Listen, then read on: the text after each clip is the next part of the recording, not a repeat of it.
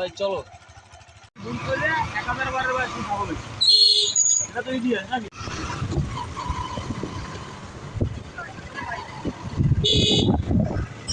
সবাইকে পরন্ত বিকেলের শুভেচ্ছা জানিয়ে শুরু করছি আজকের ভিডিওটি।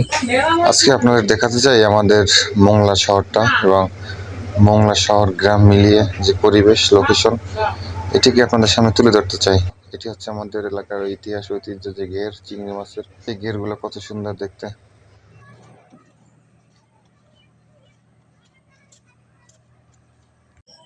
আমার সামনে যে বড় মাছের ঘেরটি দেখতে পাচ্ছেন, এটি আমার নিজস্ব ঘের। শর্টকাট রাস্তা দিয়ে মংলার উদ্দেশ্যে রওনা হলাম, যদিও রাস্তাটা প্রচুর অবহেলিত, ভাঙাচুরা। কি অবস্থা ব্রাদার, আমরা কই যাচ্ছি? এখন যাব মংলা বন্দরের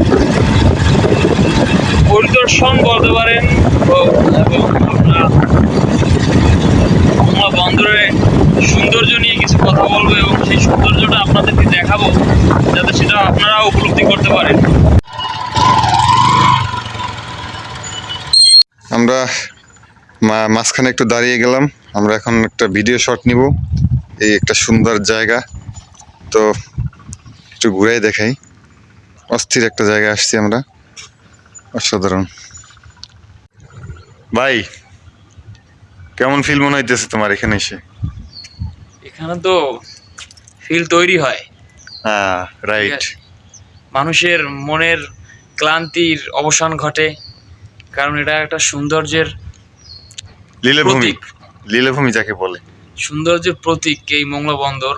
এবং তো যাই হোক, চলো আমরা সেই শটটা নিই। আমরা কিছু ভিডিও শট নিয়ে আবারও মংলার উদ্দেশ্যে রওনা হলাম, তো চলুন যাওয়া যাক।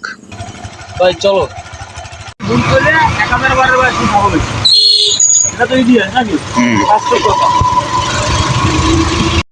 এই মুহূর্তে আপনারা যে ভিউটা দেখছেন, এটি আসলে মংলার যে ঐতিহাসিক পশু নদীর পার্শ্ববর্তী যে রাস্তাটি, সেই রাস্তা থেকে আমরা চলছি মংলার উদ্দেশ্যে।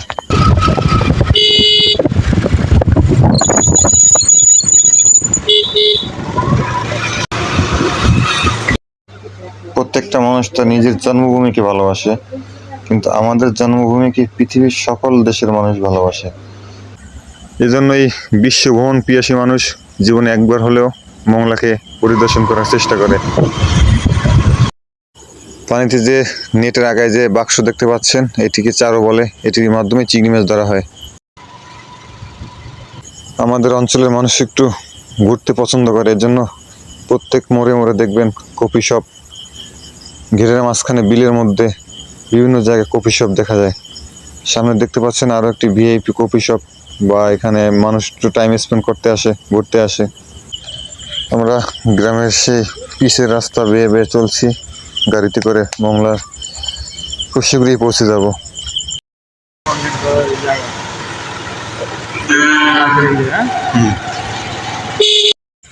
অবশেষে আমরা শহরের দিকেই চলে এসেছি, শহরের খুব নিকটে। এখান থেকে শহরটা শুরু।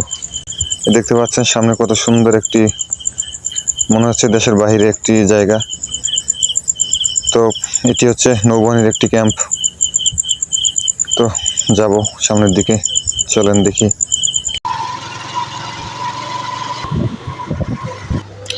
আমরা এই মুহূর্তে আছি মংলার যে নতুন থানা, যেটার লোকেশন এত সুন্দর, এত দারুণ একটি জায়গায় নতুন থানাটি করা হয়েছে, আসলে মনোমুগ্ধকর। যাই হোক, আমরা শহরের নিকটে এসেছি। আমরা শহরের ভিতর না ঢুকে শহরের সাইড থেকেই আমরা সেই বিখ্যাত বেড়িবাঁধে চলে যাব। ওইখানে সুন্দর সুন্দর কিছু জায়গা আছে, ওখানে আমরা পরিদর্শন করব। চলতে চলতে গাড়িরও তেল শেষ, আমরা তেল নিয়ে আবার রওনা হলাম। আসলে মংলার এই জায়গাটি আসলে, এই যে ফেরিঘাট, এটি আসলে দেখলে আমার প্রচণ্ড গায়ে রাগ আসে, কারণ এখানে থাকার কথা ছিল একটি ব্রিজ। তো দুঃখজনক হইল না। যাই হোক, আমরা কিন্তু বেড়িবাঁধের খুব নিকটে চলে এসেছি। আমরা এখানে কিছু সময় টাইম স্পেন্ড করব। খুব দারুণ একটি জায়গা, এক কথায় অসাধারণ লোকেশন, যেখানে এলে আসলে যে কারো মন ভালো হয়ে যাবে।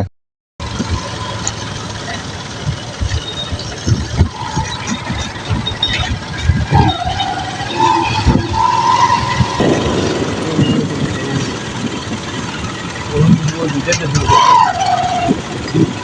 তো আমি এই মুহূর্তে আছি আমাদের সেই মোংলার বিখ্যাত একটি জায়গা, যেই জায়গাটা মোংলা বেরিবাত নামে সবাই চেনে। অনেকদিন আসা হয় না, আজকে হঠাৎ করে আসলাম। নিজের এলাকা, এখানেই জন্ম, মোংলা থানায় জন্ম। তো গ্রাম থেকে খুব নিকটে মোংলা আমাদের শহর।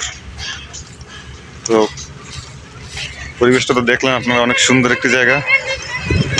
তো আমি এই মুহূর্তে আছি মোংলা বন্দরের একদম কলকাতা একটি জায়গায়। আমার পাশে দেখতে পাচ্ছেন যে মোংলার যে পশুর নদী, এই নদী থেকে কিন্তু বন্দরের যত এক্সপোর্ট ইম্পোর্টের যত মালামাল এইখান থেকেই দেশের বাইরে থেকে আমদানি করা হয় এবং দেশের বাইরে রপ্তানি করা হয়। তো আমার পাশেই আছে মোংলা সেই বিখ্যাত বেড়িবাঁধ। এখানে বিভিন্ন টুরিস্টের মানুষ এসে ঘুরে। শুধু মোংলার মানুষ না, মোংলা, রামপাল, বাগেরহাট, আশেপাশে খুলনা থেকেও মানুষ আসে এখানে পরিদর্শন করতে। তো আমার পিছনে দেখতে পাচ্ছেন যে মোংলার বিভিন্ন ফ্যাক্টরি, গ্যাস ফ্যাক্টরি হইতে শুরু করে মোংলার যে সিমেন্ট ফ্যাক্টরি, যাবতীয় অনেক ফ্যাক্টরি। এবং মোংলায় রয়েছে, আপনারা জানেন, অনেকেই জানেন না, মোংলা ইপিজেড রয়েছে, হাজার হাজার গার্মেন্টস কর্মীরা এখানে কাজ করে। তো এই আর কি মোংলার সৌন্দর্য আপনাদের দেখালাম, তুলে ধরলাম। ইনশাল্লাহ সামনে আরও মোংলা নিয়ে আরও অনেক সুন্দর সুন্দর ভিডিও আসবে। সবসময় আমাদের সাথে থাকবেন, সাপোর্ট দেবেন। ধন্যবাদ। অবশেষে আমরা ঘোরাঘুরি শেষ করে বাড়ির উদ্দেশ্যে রওনা হয়েছি।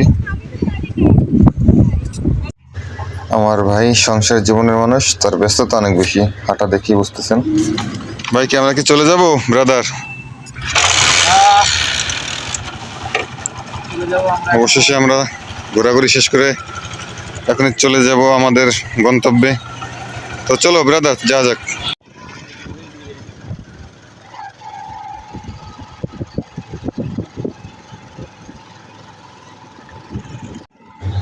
যেহেতু পড়ন্ত বিকাল হয়ে গেছে, এখন তো বাসায় যেতে হবে। তো যাওয়ার পথে আপনাদের দেখাচ্ছি কিছু। এই তো কি অবস্থা? যাওয়ার পথেই এক ছোট ভাই ডাকে নেমে পড়লাম, নেমে ঝালমুড়ি খাওয়া শুরু করলাম। তো আজকের মতো এখানে শেষ করছি।